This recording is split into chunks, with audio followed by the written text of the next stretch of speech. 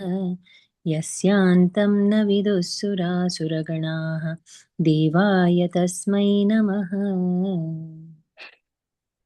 Hari Om to everyone, all the Atmajyotis. So we are on the verge of, we are at the end of this Karma Yoga chapter, and we have come to various conclusions based on Bhagavan's inputs. And then we are at that point where Arjuna, after listening to all the various things that Bhagavan has to say, he has one basic question which all of us are, it's on the top of all of our minds. So he says, Athat kena prayuktoham papam charati purushaha. Why do people go on sinning? So we must understand that in this Karma Yoga, basically Bhagavan has been talking about the gunas, sattva, rajas, tamas. And he very emphatically says, Prakrute kriyamanani. You are not doing anything, it's Prakriti who is doing everything. Prakriti means you are the gunas, which are sattva, rajas, tamas. So, and yet he says you should not sin. So this Arjuna is confused, as most of us are. So, why are we forced to sin? Anichannapi, anichan, I don't want to, yet I do. Anichannapi vashneya baladiva niyojitaha. Something is impelling me to do this. The answer is very simple because it's Prakriti. Prakriti is the divine mother. She is a powerful force. It's very, very, let us not mock her. You see, when we say let us not mock Maya, this is a very interesting story. So, this is the story of Jayanta. Jayanta was the son of Is, because they're all, present continuous. Son of Indra Devata, the king of heavens, Indra Loka. So, Indra, of course, is revered because he is the lord of the senses, and he is revered by all the gods and the rishis and everyone. And so Jayanta, by default, he also is, he's the prince. So he also has a certain degree of respect among the rarefied circles.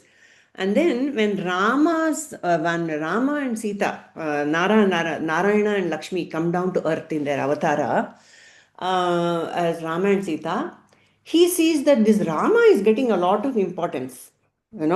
Everyone treats him. No doubt he is the prince of Ayodhya, but I am me, Jayanta. I am the prince of, Indraloka. What is this Ayodhya? So this kind of ego takes over, and he says, "I want to test this Rama. Is he really Narayana, or is he, just faking it?" And so when Rama and Sita are in the Aranya, just in the beginning of their exile, so he takes the form of a crow and pecks the feet of Sita Mata. Pecks. What was Rama doing at the time? He was in a they were both having a very nice moment. And Rama was making garlands of flowers for Sita, for her hair, for her, as anklets and bangles. He was making all that for Sita Mata. It's a very beautiful prasanga which comes in the Ramacharita. Okay. So oh my God, why was Rama doing this? He was in the forest in an exile, and how can he get into a romantic mood? Some might ask. So the explanation is Sita, the princess, the queen that she was, very, very delicate. She, poor thing was, displaced from her beautiful, comfortable surroundings, and she had come to an aranya, with completely contrasting atmosphere. And I'm sure she was feeling, this is what Tulsi Das says. She must have been feeling very bereft and, desolate. And so she needs assurance. She needs that, I have your back. So Rama was doing that. I have your back. Something, I know, this is a digression. So what was happening was Rama was making all those garlands for her. And this is why Jayanta felt that, oh, Look at this fellow. He's the god of the universe, supposed to be. And he is indulging in all these earthly things. That was his this attitude. And so he wanted to test him, and he pecked Sita on the feet. And Rama, of course, immediately knew that this crow is this Jayanta. And what did he do, Rama? He just took a blade of grass, Durva, and he mantrified it, infused it with mantra, and it became a Brahmastra. The blade of grass became a Brahmastra. And he sent it on this crow. So the poor crow had to fly everywhere. He went to the sages, he went to the dog demigods, the gods, then he went to his own father Indra. Nobody gave him refuge. He said, once Brahmastra Narayana has sent, finish. It will find its mark. Nobody encouraged him. Nobody gave him any shelter. Naturally, isn't it? So then he was convinced, yes, Rama is indeed God, Narayana himself, not just some God. And then so what is the chara? What should I do now? And so, as usual, it's the Sadguru who comes to the rescue of helpless people. And so, who came and helped Jayanta with good advice? It is Narada. Narada came and he told Jayanta, look, you have to go and fall at the feet of Rama and Sita. That is your only choice. Otherwise, this Brahmatra is going to harm you badly. And so Jayanta goes and falls at the feet of Rama and says, please forgive me. I was foolish. I doubted you. So Rama is very kind. So he will pat him on the head and say, okay. And then, but once Brahmatra is released, it cannot be. Upasamhara is not happening. It has to find its mark. So he will, one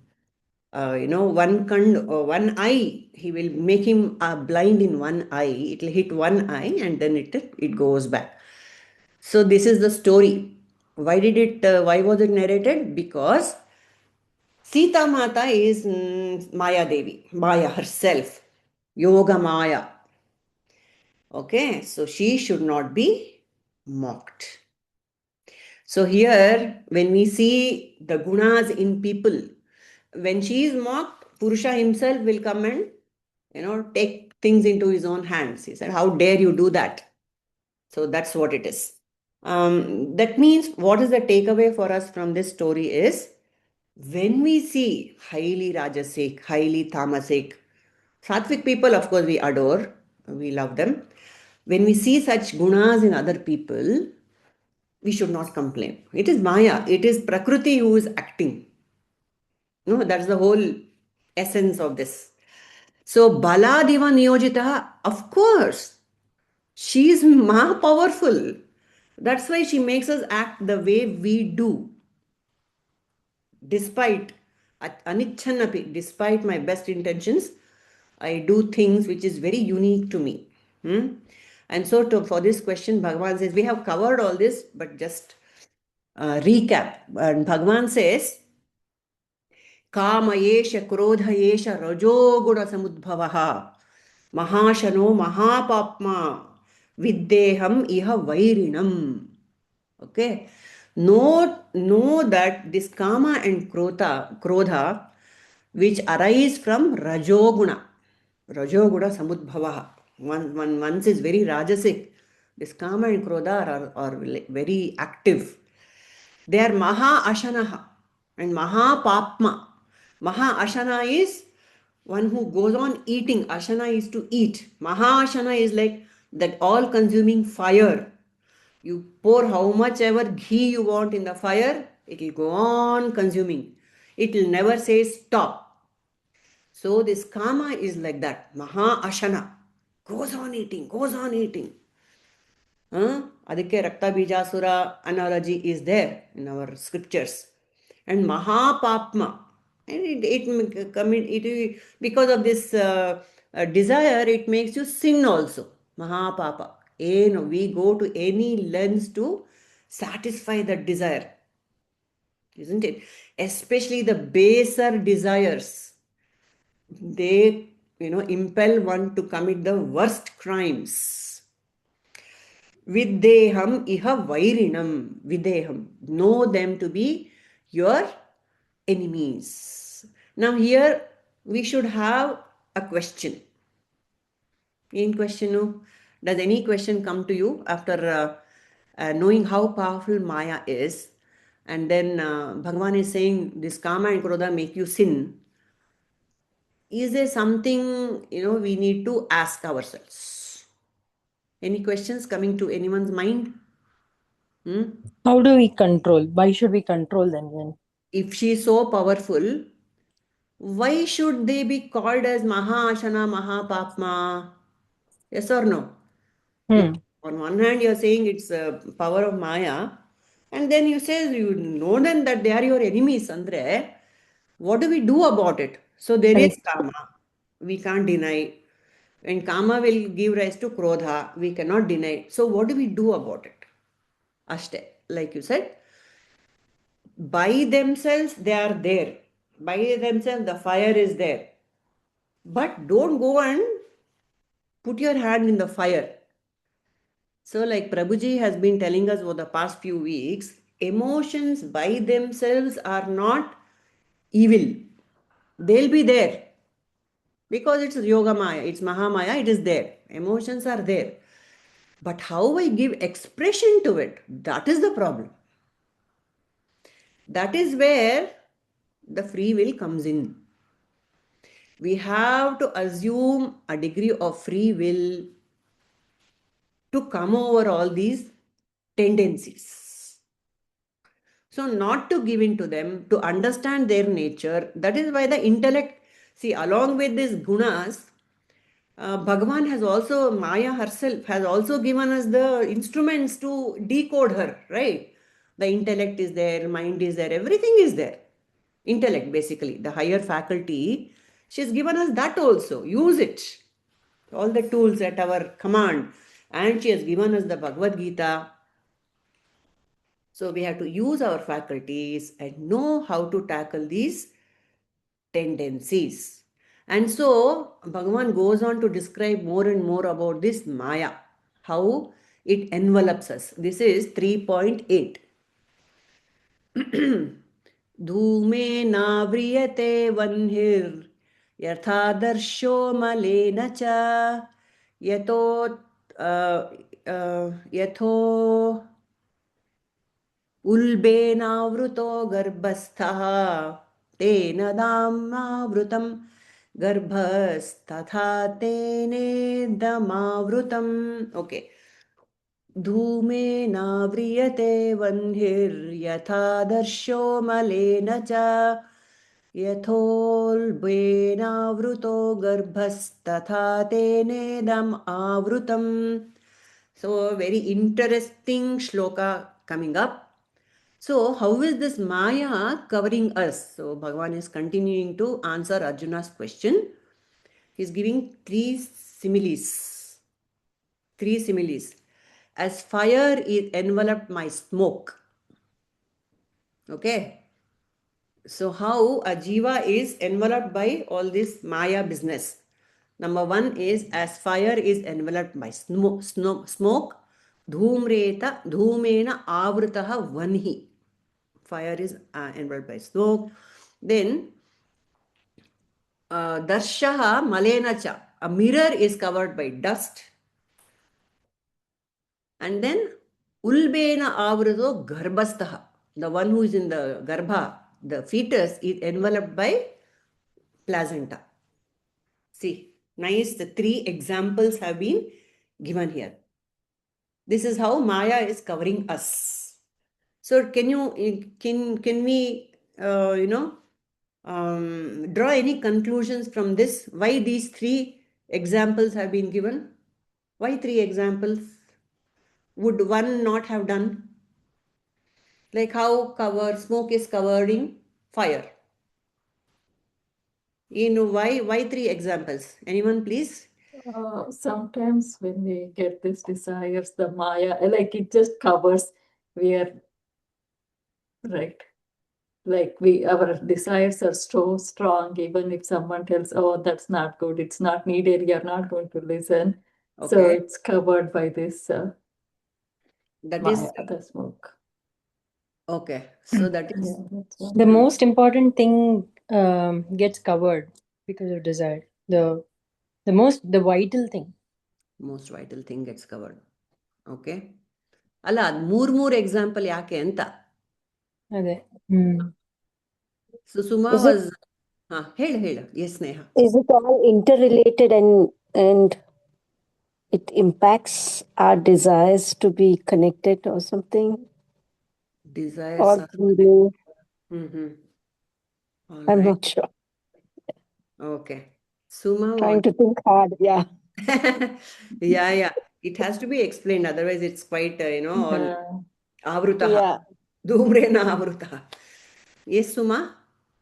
Oh, no. Yeah. Okay. So, ಧೂಮ್ರೇನ ಆವೃತಃ ಒನ್ ಹೀರಿ ಇದೇನಂದ್ರೆ there are 3 levels of ignorance basically. The strength, depending upon the strength of this ignorance that I have. See, we have to admit that all of us are not in the same range of, there's a huge bandwidth of how ignorant one is, isn't it? This shloka is giving that bandwidth. So, dhumendra avritaha vanhi, that smoke covering fire is the least bothersome. You just do oof and the fire is seen. What is the fire here? What is the analogy here? The fire and the fire, the fetus and the mirror. What do they represent basically? What is in this analogy? What are they?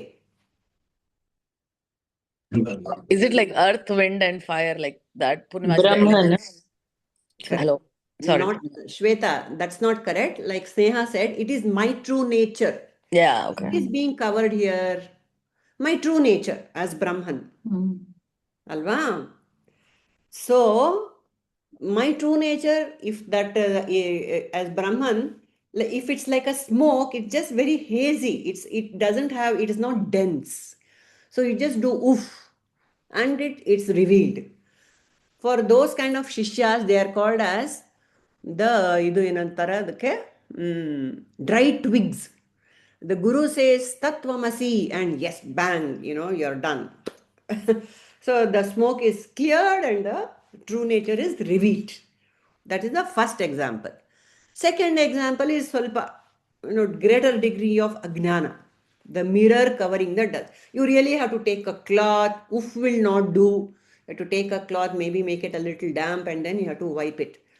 So that is the second degree of ignorance. And then the third one is embryo, which is covered by placenta. That requires, we know how long it takes for the child to really come out of the womb and get rid of the placenta. Alva? It needs a gestation period. That's the very high degree of ignorance that one is in. That explains why the millions, the billions on earth, we are in various degrees of ignorance. Nice, no? So, the smoke covering the desire, it represents a very light, non-binding desires that we have. Like Suma said, I want to go and eat pani puri in that corner gadi wala. Then somebody says, "Arey, you please don't have, you will get gastroenteritis." Immediately we will drop the desire. Non-binding desire. Pani puri was just a very light example, but even otherwise, life desires will be there. Many things, little things, they'll be there. Non-binding desires. They will all drop away with one oof. That's gone. Easily over. And also these light desires are easily overcome by letting them pass. Deferred appeasement. We spoke about it last week, right? You just let them pass. Don't indulge immediately. It will pass. So that is the first kind of ignorance or binding.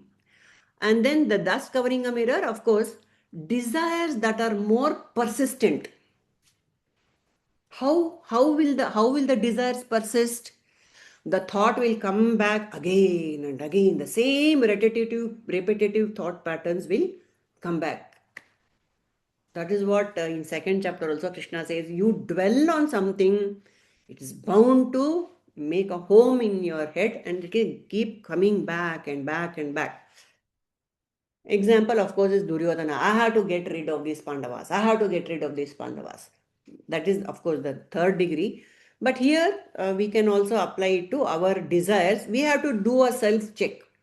What are these desires that keep repetitively coming back to me? So that requires more awareness, and that requires more persistence from our side to get rid of it. If it is harmful, of course. See, all these things are about harmful desires. And what is a harmful desire? Definition of harmful desire. Anyone? What is a harmful desire? It's something that robs away our discrimination, intellect. Correct. Shreyas and prayas. The one which takes me towards my true nature is Shreyas, Shreyaskara desires. And the one which takes me away from that is a desire which is not good for me. It's a harmful desire. Alva? Okay. So that is dust covering the mirror, repetitive thoughts. They require a specific sadhana, Papa, to get rid of these repetitive kind of thoughts. Like how? Like journaling, like how Guruji has given us. Just write it down. Sometimes we don't even understand that I have these patterns, thought patterns in my head. So we'll do such kind of things to get rid of these desires. And we really weigh the options. Do I really need this? I came across a very beautiful advice from a Buddhist monk recently. I was listening to a talk and he says, write down two things. One, what do I have but I don't want? Make a note of it. Second point, what do I don't have and I need to have it? Make a note. Interesting, no? All of us have to dwell on this. What do I have that I need to get rid of? And what I don't have that I want to acquire. He says, do this. And we will kind of come to know that unnecessarily we are worrying about trivials. Ultimately everything is quite trivial. You don't really, chalta hai. We'll come to that level of understanding that it doesn't matter. What matter is finding my true self. Okay. Anyway, so this is the desires that are more persistent. And then the womb covering the embryo is deep-rooted, often tamasic desires that require consistent, long-term treatment, effort. Long-term treatment is required. And this tamasic desire, to overcome the tamasic desire, disciplined living has to be done. We have examples of how extremely evil people suddenly become, monks and sages, completely austerity. They do a lot of austerity, like how Valmiki, he was Ratnakara, and he was a looter and plunderer, highway robber. And with Narada's advice, he was immediately transformed to a completely contrasting character, doing Rama, Rama, Rama, Rama, Rama. Extreme austerity. And then we have an example of a monk in Buddha's, this Angulimala, I guess, or one more. And he immediately turns into, after Buddha's intervention, he turns completely into a monk.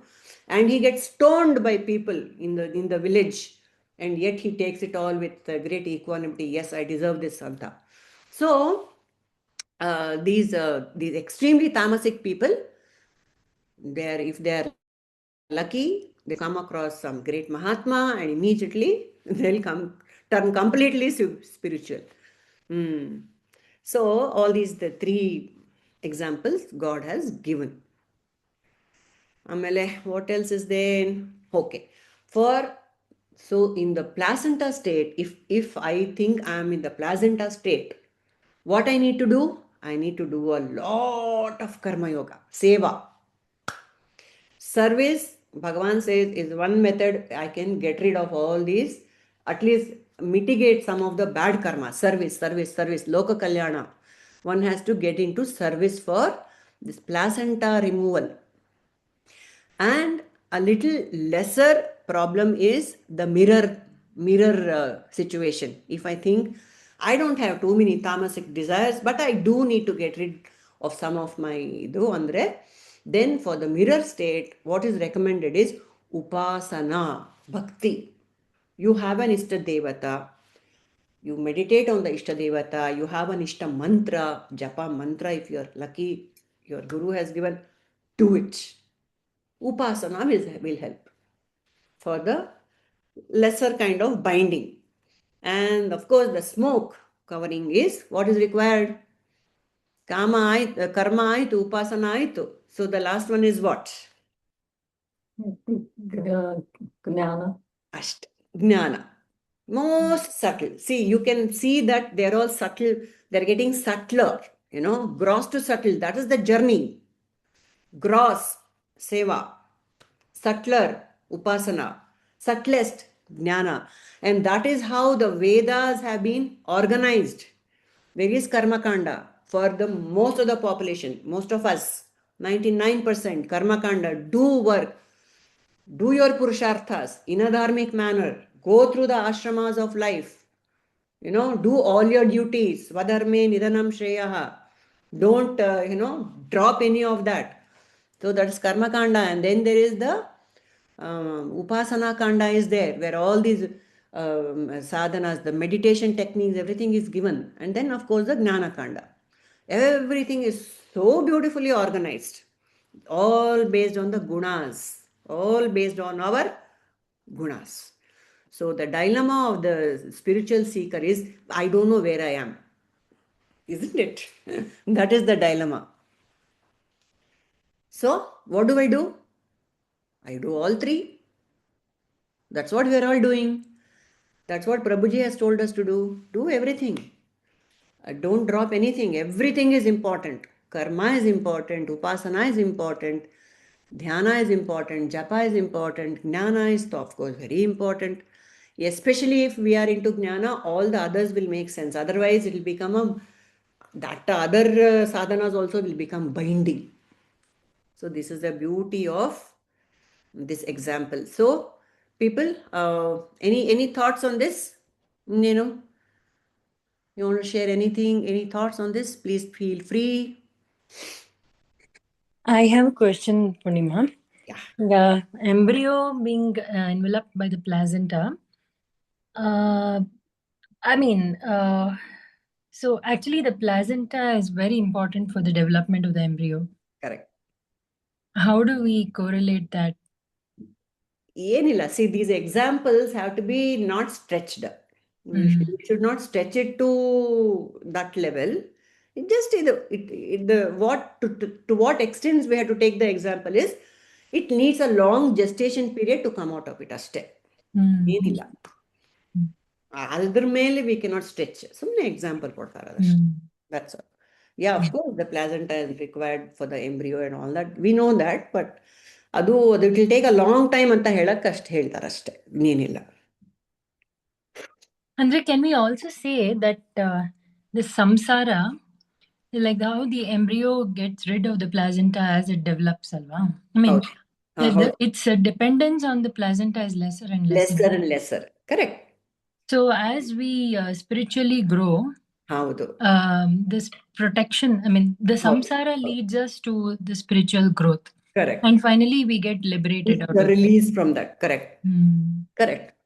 That is the analogy. That's why it takes a long time to get rid of these and the desires. At one, that is what it is. Correct. And then Krishna has more things to say about it.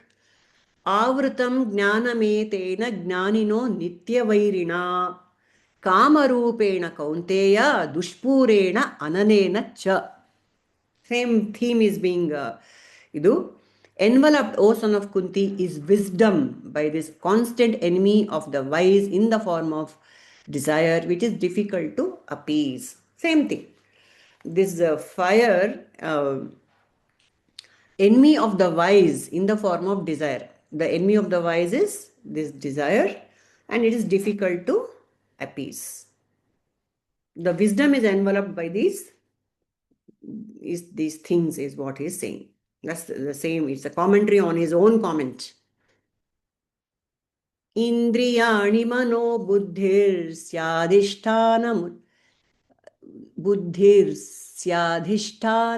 muchyate etervimoha yatyesha jnanamavritya dehinam.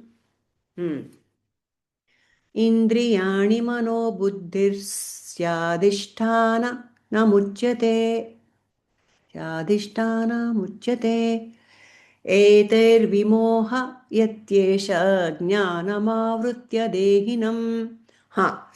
Here in this shloka, again, Bhagavan is explaining from gross to subtle. Now, the human being is made of many layers. We know that, the BMI. So, it's giving the hierarchy in this shloka. The senses, indriyani, buddhi, the mind, mana, mind, buddhi, intellect, are said to be the seat, adhisthana. What is this adhisthana of this desire? From where is it sitting? Alva? Where is this desire residing in me? So here he is giving the answer. Indriyani, it is in the senses. Manaha, it is in the mind. It is in the intellect also, buddhi. And so, etaihi vimohatyesha jnanam avrutya dehinam. Dehinam is I, me, you and me. Dehinam, the one with the deha. So this is the desire is seated on all these faculties and it is veiling the wisdom. Inidra mele enadru commentary idya. What else can we say about this? So, the senses are the worst offenders. And then comes the mind, in which the inputs from the senses are lodged. And then comes the intellect, which does not have the viveka. This is the hierarchy. So, at what level should we control? The innermost hideout of the desire is where? Innermost hideout. Sensesally, it's easy. Okay, I will not have coffee from tomorrow. I can make such decisions. Or I will not go to this and this place. I will not go window shopping because I'll get very impelled to buy something. I will avoid it. Or maybe I can uninstall the Amazon app. Something like that. So senses na first to nigraha we can do gross, because immediately we'll come to know that it's bothering me. Take it away from my side. I don't want to see it. Ashtu gotagate namge. Alva? Subtler than that is manas. The gross hideout is, it is sitting in the senses, inputs, all the five senses, the taste, sight, smell, touch, sound, everything. So that is the gross hideout. Second one is the manas. Manasali enagate ಸ್ವಲ್ಪ we connect the emotions with the outer in the mind. If I see something, it's like a bull seeing a red flag. Emotions immediately rise agate. Any emotion, not just unpleasant emotions, good emotions. Even I smell something fragrant, enagate, so beautiful. See, immediately that thing will come. What a pleasant smell, what a pleasant fragrance. Immediately we will classify it. That emotion, of our own volition will come out. If we are passing through a gutter, immediately stink. Che, galeej. Next time I should avoid this road. Ithara, they are all so interconnected. The senses and the mind and the classifications, isn't it? And if Rahul was here, I'm sure he would tell us how they're all happening in the brain. It's all a function of the brain. Because I know when I pass through this, there's a gutter and there's a stink. that memory is stored in the amygdala. It is said somewhere here. Amygdala, hippocampus. And then the reaction comes from the amygdala. I don't like this, I like this. Ithara, when we understand that it's all happening a biological, physiological thing, it's easier to dissociate with it. Alva? Okay, so manasali, they are connected to emotions. And the third most subtle hideout is buddhi.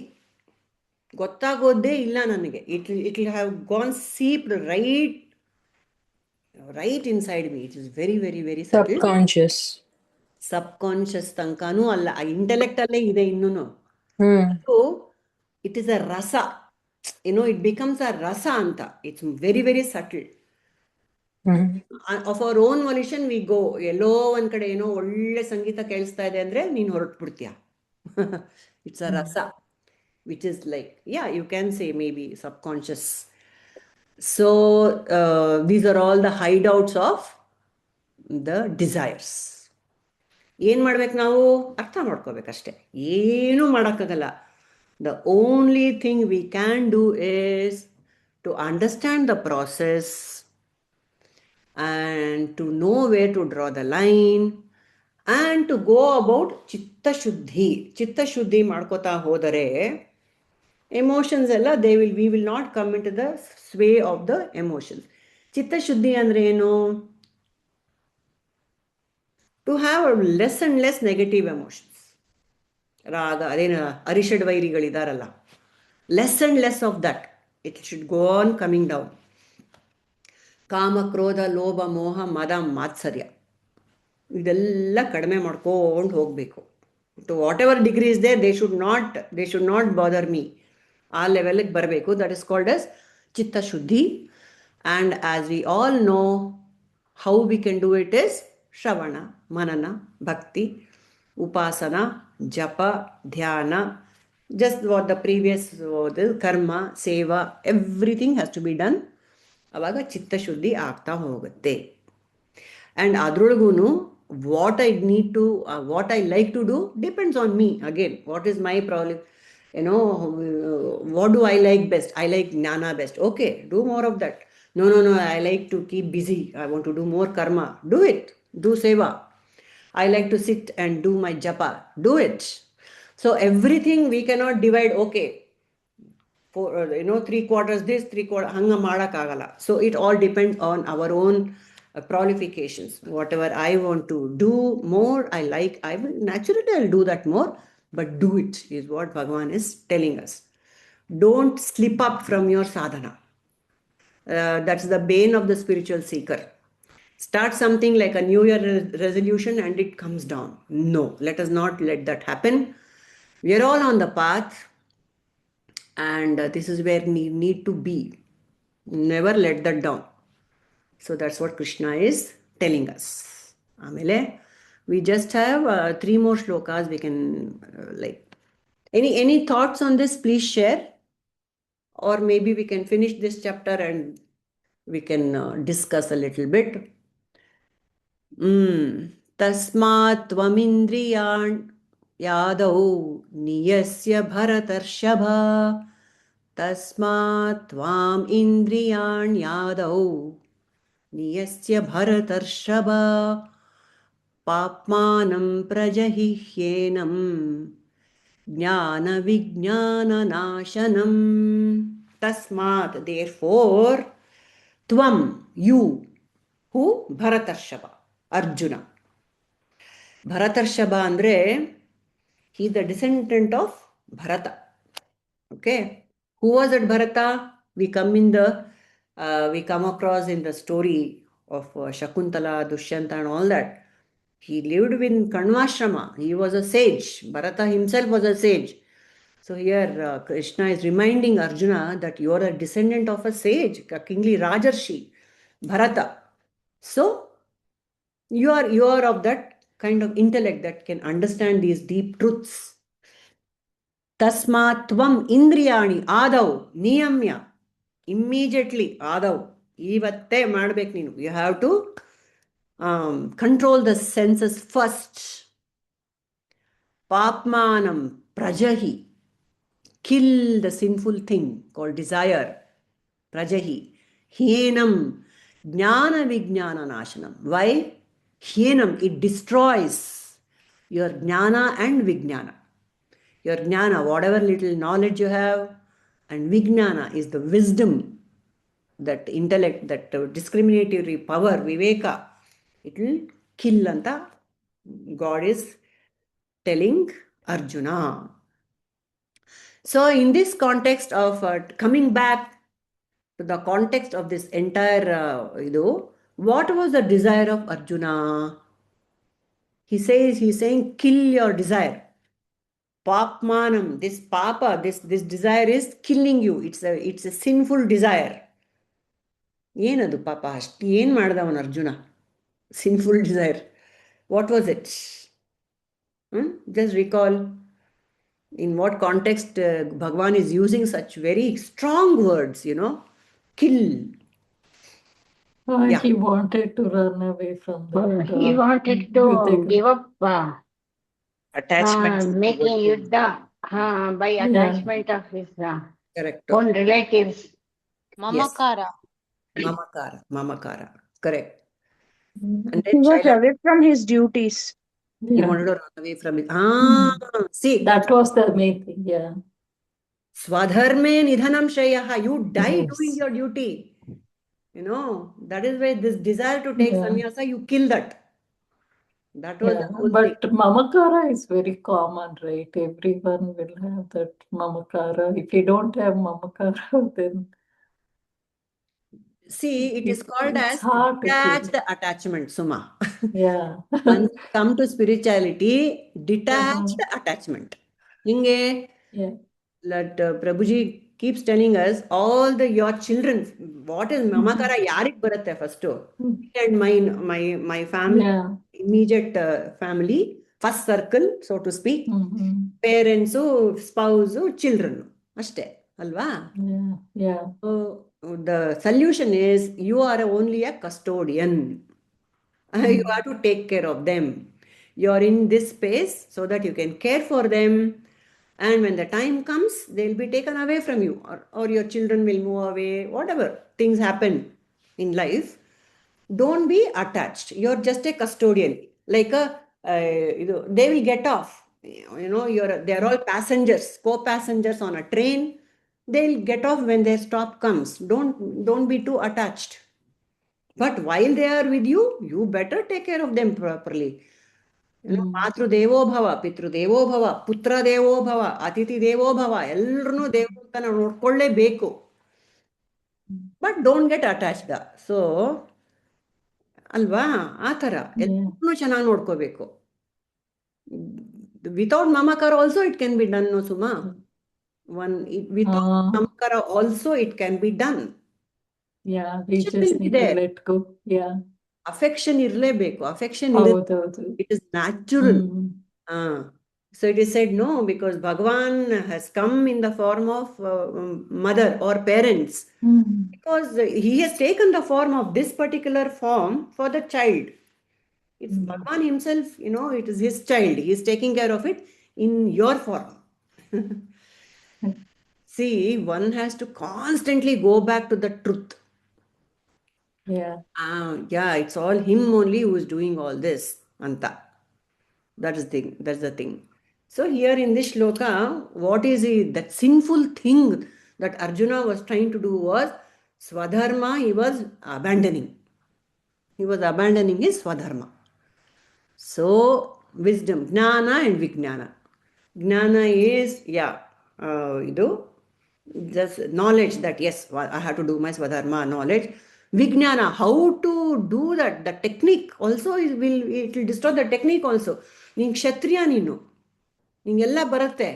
But how to fight, and you're saying the Gandiva is shaking, my hands are trembling. The Vijnana is getting lost over here because of your delusion. Isn't it? He was not willing to pick up his arrow and fight. Though he was a Kshatriya and he has been fought hundreds of wars before him. So this is how this kama, this desire, is the blanket term for everything that is evil. Yeah. Indriyani paranyauruhu indriyebhyah param manaha manasastu para buddhir yo buddhe paratastu saha. Idaita? Aitu. Okay. Here, now Bhagavan is coming back to the hierarchy of the senses, and he says that senses are superior to the body. Correct. The body is the most grossest form, solidified. It's the iceberg which we can touch and see. Senses are superior to the body. Superior to the senses is the mind. Superior to the mind is the intellect, and superior to the intellect is me, Atman, Brahman.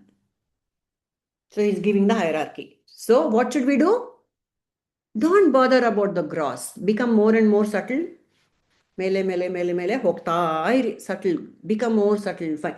That is what Chitta Shuddhi does. Makes one more and more and more subtle. Okay. For some, the senses themselves are very refined.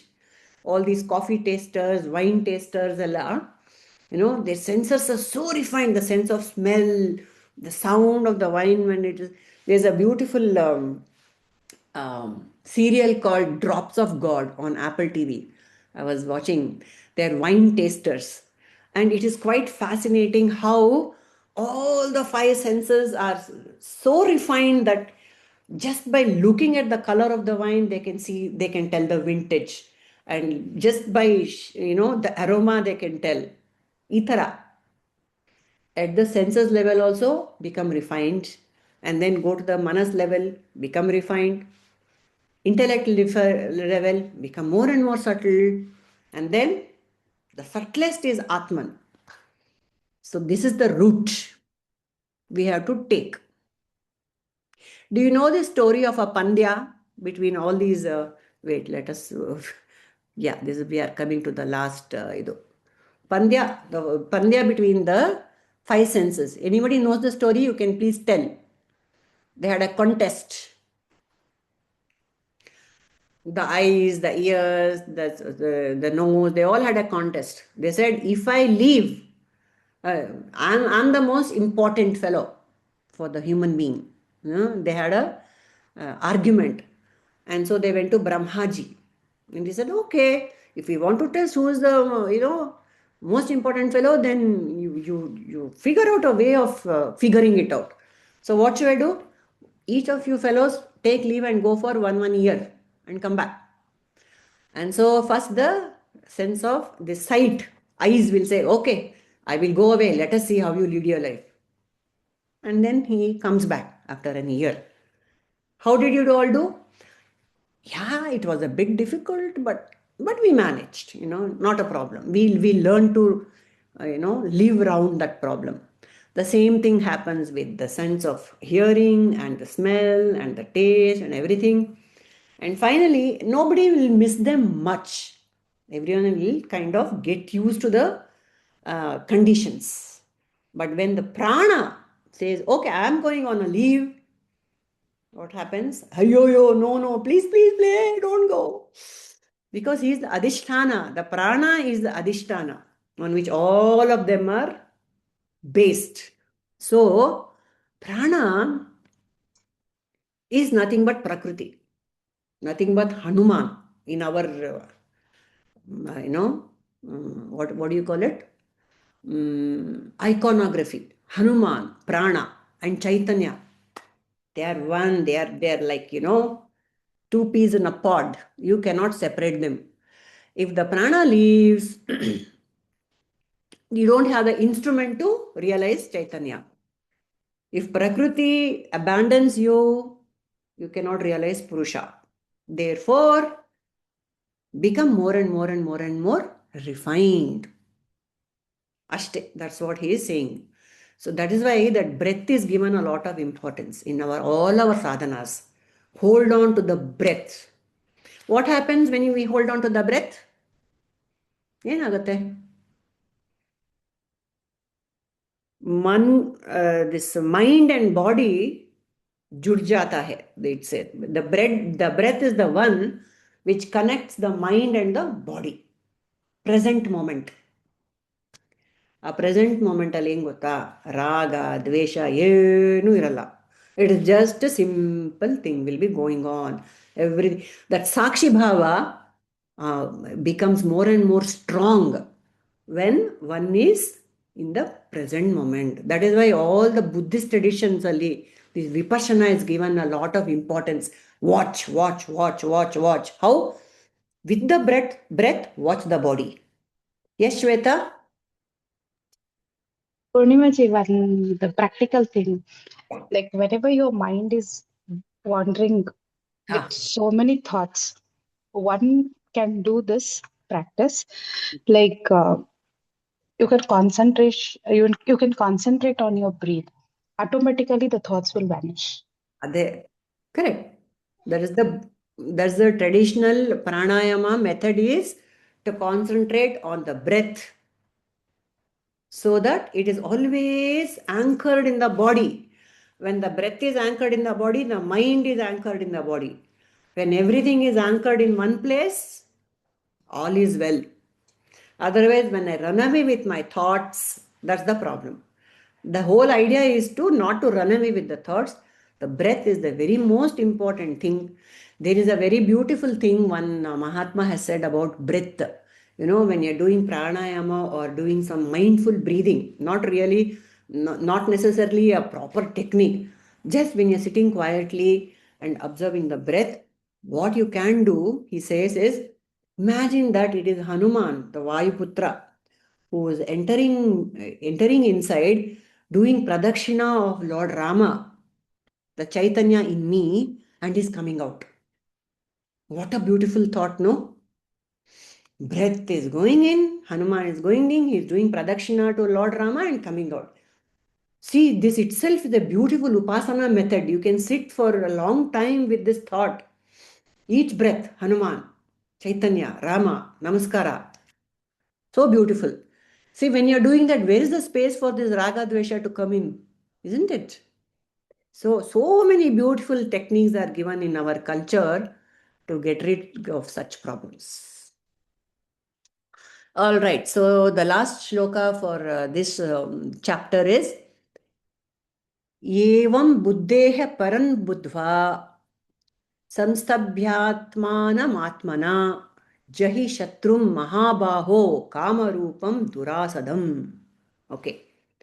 Evam buddheh param buddhva samstabhyatmanam jahi shatrum mahabaho kamarupam durasadam. So what is that? Thus, knowing him who is superior to the intellect. So he had given a hierarchy. The one who is superior to the intellect is Brahman. And Atmanam, you have to control the self by the self. This is the theme throughout the Gita. Control the self by the self. The big self will help you control the small self. Take the support of Brahman to control your little self. Slay, O mighty armed, Mahabaho. So he's telling all of us that you are empowered. I have empowered you. Kill that enemy, which is hard to conquer. Of course, you don't underestimate the enemy. It's very hard to conquer, but I have given you the means, I have given you the intellect, I have given you the buddhi. Hey, there's a very interesting thing about why did Rama kill Vali from behind? Any thoughts? ಯಾತಕ್ಕೆ ರಾಮ ಹಿಂದ್ಗಡೆಯಿಂದ ಹೊಡೆದಿದ್ದು ವಾಲಿಗೆ? ವಾಲಿ ಆಸ್ತಿ ಹೇಳು Suma. Whoever was going to kill him, whoever was going to fight with him, he would get their energy to the strength and everything. Correct. That's the story. But what is the implication? Vali had a lot of ego ansutte. To kill that ego. Nane Melu or something. ಅಲ್ಲ ಅದೆಲ್ಲ correct. There's a implication to the story. These are all stories, but how to how will it help me understand in terms of desire and all that? Anyone? So yeah, it's very interesting because here Krishna is telling the enemy which is very hard to kill. Desire is the enemy which is so difficult to kill, but you are Mahabaho. You can kill him. How? I have given you intellect, I have given you Viveka. Think how to do it. So in this particular Vali episode, it is said that Vali represents desires. Vali represents desires. He is very difficult to kill. Okay, so what should I do with desires? I have to, can I confront desire upfront? Kashta. Oh, today I'll make up my mind. I will not get impelled to eat more ice cream. So how will I do it? I'll expose myself to all flavors of ice cream. Today I'm going there. I can't go and stand in front of an ice cream shop and then say, I'm going to make up my mind not to eat. It is kind of foolish to do that. You need you need guerrilla warfare to fight the desire, because Bhagavan is telling us, and your mind is bound to get, become weak when something which you desire comes in front of you. It is bound to make you weak. Desire is like that. Mahashana, Mahapapma. Alva. So what do we do at the basic thing? We should not expose ourselves to something which is going to disturb me. So what should I do? Employ guerrilla warfare. You have to attack it from different angles. That is why Rama hid behind a tree. That huge mountain of desire that Vali was, he hid behind him. And then that is how he had to tackle these desires. He had to employ other methods to tackle this desire. That is the analogy. Don't go and I will fight with desire. You can't fight with desire like that. Up front, you cannot fight it. It has to be done with viveka. It has to be done with the wisdom that Bhagavan is giving us. That is the analogy of why Rama killed Vali from behind. And he has that desire has that power of robbing you of your faculties. Robbing you of our faculties. Not that Rama was Narayana himself. He needn't have done any of this natak. He could have just killed him. But these are all for us. These are all pata for us to understand how to do things in life. How to, this dharma. Rama is Vigrahavan Dharma. How to conduct ourselves in life. Another Rama is teaching us at every point of time. Okay. ಆಮೇಲೆ so ಓಂ ತತ್ಸದಿತಿ ಶ್ರೀಮದ್ ಭಗವದ್ಗೀತಾಸು ಉಪನಿಷತ್ಸು ಬ್ರಹ್ಮವಿದ್ಯಾಯಾಂ ಯೋಗಶಾಸ್ತ್ರೇ ಶ್ರೀಕೃಷ್ಣಾರ್ಜುನ ಸಂವಾದೆ ಕರ್ಮಯೋಗೋ ನಾಮ ತೃತೀಯೋಧ್ಯಾಯಃ. All of us can chant this 43 and this concluding shloka nicely. Madana? Yeah, please. 43 ಅಲ್ಲಿದೆ. ಏವಂ ಬುದ್ಧೇಃ ಪರಂ ಬುದ್ಧ್ವಾ ಏವಂ ಬುದ್ಧೇಃ ಪರಂ ಬುದ್ಧ್ವಾ ಸಂಸ್ತಭ್ಯಾತ್ಮಾನಮಾತ್ಮನಾ Jahi ಶತ್ರುಂ ಮಹಾಬಾಹೋ ಕಾಮರೂಪಂ ದುರಾಸದಂ. ಜಹಿ ಶತ್ರುಂ. ಜಹಿ means kill. ಜಹಿ ಶತ್ರುಂ ಮಹಾಬಾಹೋ ಕಾಮರೂಪಂ ದುರಾಸದಂ. ಓಂ ತತ್ಸದಿತಿ ಶ್ರೀಮದ್ಭಗವದ್ಗೀತಾಸು ಉಪನಿಷತ್ಸು ಬ್ರಹ್ಮವಿದ್ಯಾಯಾಂ ಯೋಗಶಾಸ್ತ್ರೇ ಶ್ರೀಕೃಷ್ಣಾರ್ಜುನ ಸಂವಾದೆ ಕರ್ಮಯೋಗೋ ನಾಮ ತೃತೀಯೋಧ್ಯಾಯಃ. Next. ಏವಂ ಬುದ್ಧೇಃ ಪರಂ ಬುದ್ಧ್ಯಾ ಸಂಸ್ತುಭ್ಯಾತ್ಮಾನಮಾತ್ಮನಾ ಜೈ ಶತ್ರುಂ ಮಹಾಬಾಹೋ ಕಾಮರೂಪಂ ದುರಾಸದಂ. ಓಂ ತತ್ಸದಿತಿ ಶ್ರೀಮದ್ಭಗವದ್ಗೀತಾಸು ಉಪನಿಷತ್ಸು ಬ್ರಹ್ಮವಿದ್ಯಾಯಾಂ योगशास्त्रे श्रीकृष्णार्जुनसंवादे कर्मयोगो नाम तृतीयोऽध्यायः। एवं बुद्धे परं बुद्ध्वा संस्तभ्यात्मानमात्मना जहि शत्रुं महाबाहो कामरूपं दुरासदम्।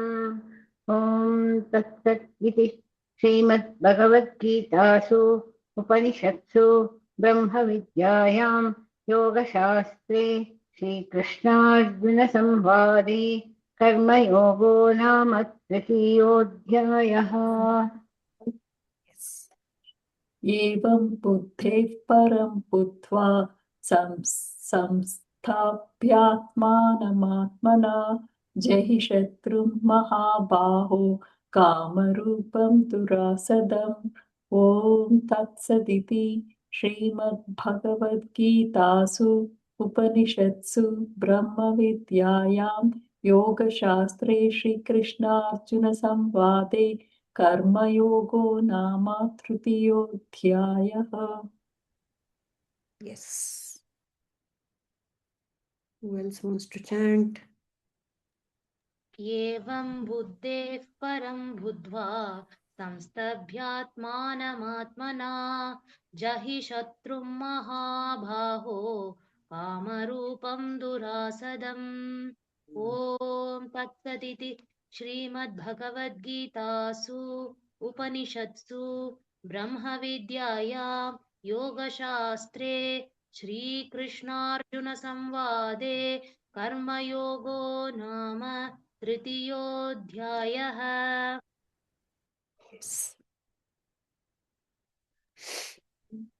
एवं बुद्धेः परं बुद्ध्वा संस्तभ्यात्मानमात्मना जहि शत्रुं महाबाहो कामरूपं दुरासदम्।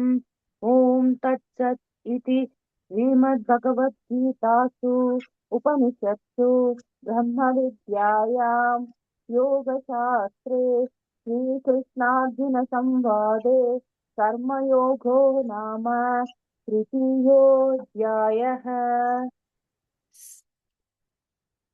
Yaar ಹೇಳ್ತೀರಾ? I'll try, Purnaji. I'm not sure, but I'll try. Sure. एवं बुद्ध्वे परं एवं बुद्ध्वे परं बुद्ध्वा संस्तभ्यात्मानमात्मना संसद्भ्यात्मानमात्मना जहि शत्रुं महाबाहो कामरूपं दुरासदम्। ॐ तत्सद्विति श्रीमद्भगवद्गीतासु उपनिषत्सु ब्रह्मविद्यायाः ब्रह्मविद्यायां योगशास्त्रे श्रीकृष्णार्जुन संवादे